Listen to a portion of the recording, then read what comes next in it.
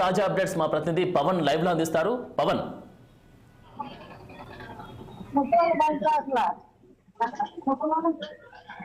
Good morning Anand. ఏదైతే చూడొచ్చు Macherla MLA Pinnelli Ramakrishna Reddy అయితే మాత్రం ప్రస్తుతం అజ్ఞాతంలో నుంచి ఇంకా బయటికి రాలేదు. పోలీసులు అయితే మాత్రం జల్లెడ పట్టి మరి రెండు తెలుగు రాష్ట్రాల్లో ఆయన కోసం విస్తృతంగా గాలింపు చర్యలు చేస్తున్నటువంటి పరిస్థితి కూడా కనిపిస్తా ఉంది. చూడొచ్చు ఏదైతే పల్నాడు జిల్లా మాచర్ల నియోజకవర్గం పాల్వాయి గేటు 202 బూత్ నెంబర్ లో కూడా స్పష్టంగా ఆయన ఈవీఎం పగలగొట్టడంపై కూడా కేంద్ర ఎన్నికల కమిషన్ అయితే మాత్రం సీరియస్ గానే వ్యవహరిస్తా ఉంది. ఆయనపై చట్టపరమైనటువంటి చర్యలు తీసుకోవాలని చెప్పి కూడా ఆదేశించినటువంటి పరిస్థితి కూడా కనిపించింది. సో ఈ నేపథ్యంలోనే నిన్న సాయంత్రం 5 గంటల లోపు కూడా పిన్నెల్లి రామకృష్ణారెడ్డిని అరెస్టు చేయాలంటూ కూడా కేంద్ర ఎన్నికల కమిషన్ చెప్పినప్పటికీ పోలీసులు అయితే మాత్రం జల్లెడ పట్టి మరి పిన్నెల్లి కోసం గాలింపు చర్యలు చేపడతా ఉన్నారు. కానీ పిన్నెల్లి మాత్రం జాడ ఎక్కడ కనిపించట్లేదు కూడా అని చెప్పి కూడా రెండు తెలుగు రాష్ట్రాల పోలీసులు అయితే మాత్రం తలలు పట్టుకొని ఆయన కోసం గాలింపు చర్యలు చేస్తున్నటువంటి పరిస్థితి కూడా కనిపిస్తా ఉంది.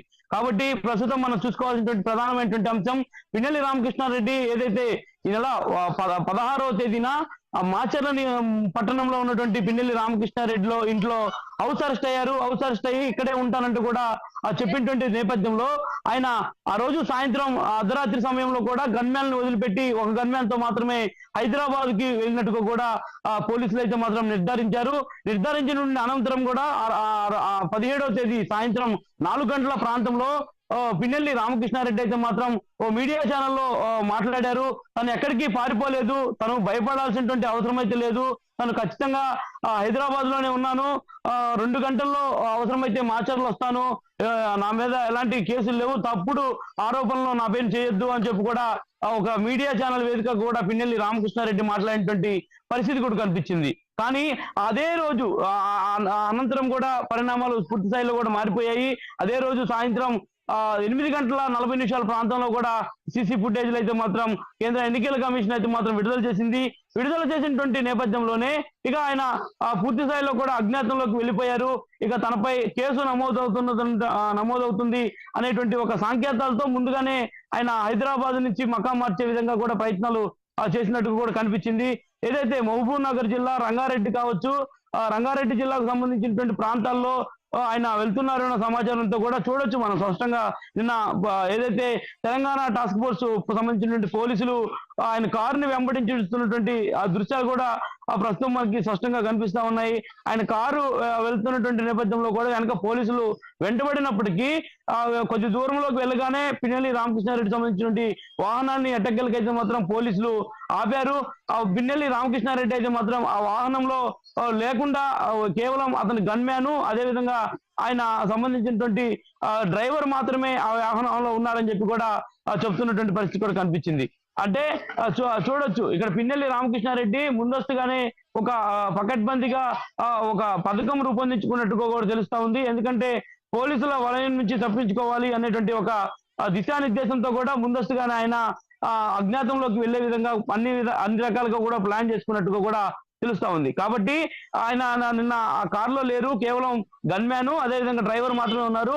పిన్నెల్లి రామకృష్ణారెడ్డి సంబంధించినటువంటి సెల్ ఫోన్ అయితే మాత్రం కనిపించినటువంటి నేపథ్యంలో పోలీసులు ఆ సెల్ ఫోన్ ని స్వాధీనం చేసుకున్నారు.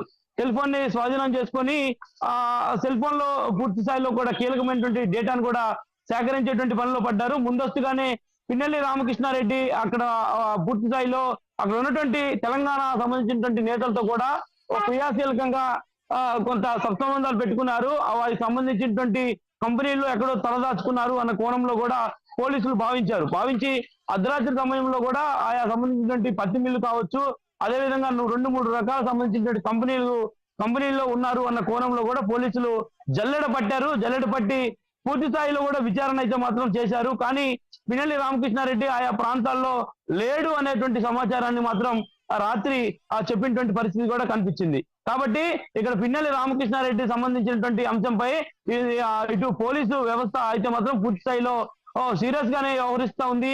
కానీ ముందస్తుగానే పిన్నెల్లికి సమాచారం అందుతుంది కాబట్టి పిన్నెల్లి ఉన్నటువంటి ప్రాంతాల నుంచి ఎస్కేప్ అవుతున్నా ఉన్నాడు అనే ఒక అభియోగాలు అయితే మాత్రం స్పష్టంగా వినిపిస్తా ఉన్నాయి.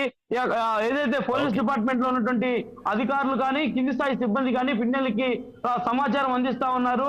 ముందస్తుగానే పోలీసులు వస్తా ఉన్నారు అన్నటువంటి సమాచారంతో, ఆయనకు అందుతున్నటువంటి సమాచారంతో ఆయన కూడా ఉన్న ప్రాంతం నుంచి మరొక ప్రాంతానికి వెళుతున్నటువంటి నేపథ్యంలో ఇక ఎక్కడ పిన్నెల్లి రామకృష్ణారెడ్డిని పట్టుకునేందుకు అవకాశం లేకుండా పోతుంది.